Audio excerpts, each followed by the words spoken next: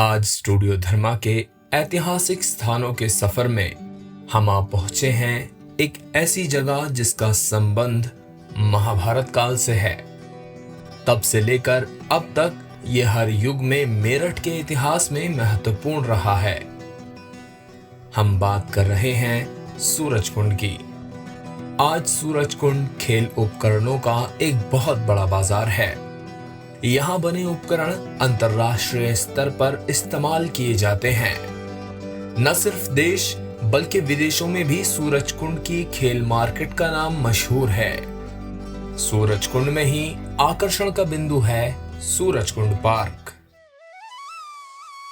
सूरजकुंड के नाम से ही जाहिर है कि इसका संबंध सूर्य से है। यहाँ पहले सूरजकुंड नामक विशाल सरोवर हुआ करता था। ऐसी मान्यता है कि महाभारत काल में दानवीर महाराजा कर्ण ने देवराजेंद्र को यही अपने कवच कुंडल दान किए थे, जब इंद्र भगवान ब्राह्मण का वेश धारण किए हुए थे। कहते हैं एक बार कुंती राज परिवार सहित यहाँ भ्रमण पर आई थी तो सूरजकुंड की महिमा में लीन हो गई थी। उगते हुए सूर्य को देखकर उन्होंने सूर्यदेव का स्मरण किया। सूर्यदेव ने तुरंत प्रकट होकर उन्हें पुत्रवती होने का आशीर्वाद दिया। आगे चलकर ये पुत्र कर्ण के नाम से विख्यात हुआ।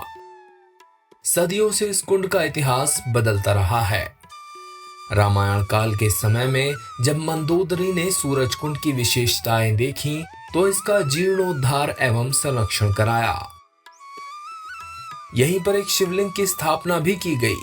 उस छोटे से मंदिर को आज भी मंदोदरी का मंदिर कहा जाता है। ये सती मंदिर के समीप स्थित है।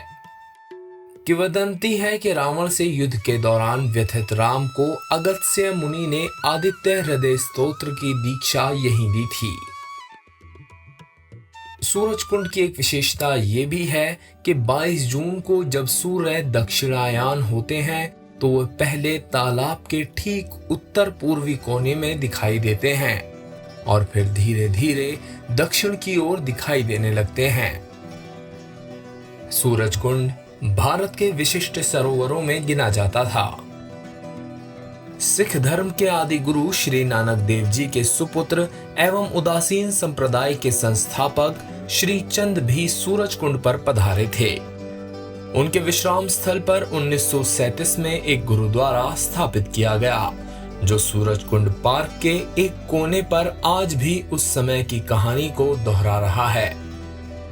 गुरुवाणी के पाठ के स्वर गूंजकर आगंतुकों को अभिभूत करते हैं। अंग्रेजी हुकूमत के दौर में सूरजकुंड अंग्रेजों के घूमने के लिए प्रिय स्थान था। वन क्षेत्र एवं एकांत में होने के कारण यहाँ अनेक छोटे जंगली जीव जंतु बहुतायत में पाए जाते थे। लेकिन बंदरों की अत्यधिक भरमार थी, अतः अंग्रेज इसे मंकी टैंक यानी बंदरों वाला तालाब भी कहते थे।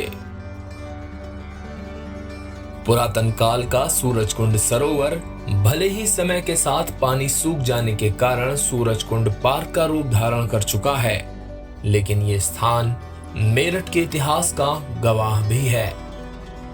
बड़े बुजुर्ग बताते रहे हैं कि यहाँ सरोवर में मछलियां तैरती थीं। यहाँ रामलीलाओं का जीवंत मंचन भी होता था।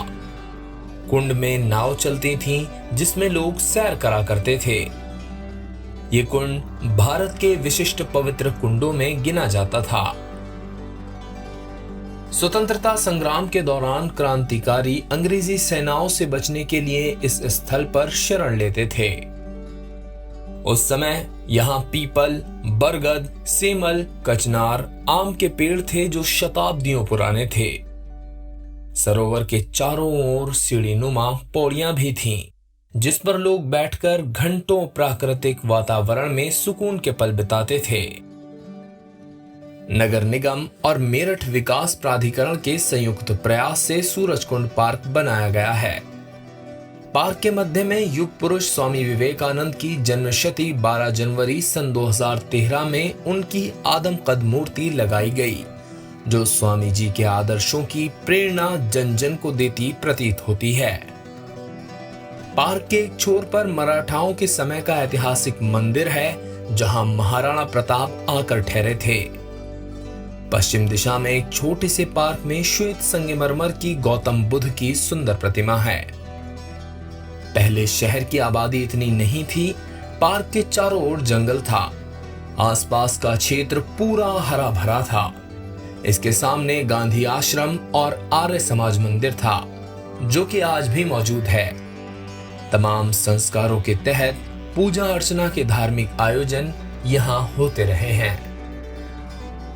रामायण से लेकर आज तक इस स्थान पर लोगों की आवाजाही बरकरार है। बच्चों के खेलने के लिए मनमोहक जगह, बुजुर्गों के बैठने के लिए शांत वातावरण और परिवार के साथ समय गुजारने के लिए ये एक सुगम स्थान है। तरह तरह के पेड़ पौधे और फूल यहाँ की शोभा बढ़ाए हुए हैं। आज की हमारी पेशकश में इतना ही। वीडियो अच्छा लगा हो तो लाइक करें, अपनी राय हमें कमेंट में जरूर दें। फॉलो करें फेसबुक पेज स्टूडियो धर्मा को और सब्सक्राइब करें हमारा यूट्यूब चैनल।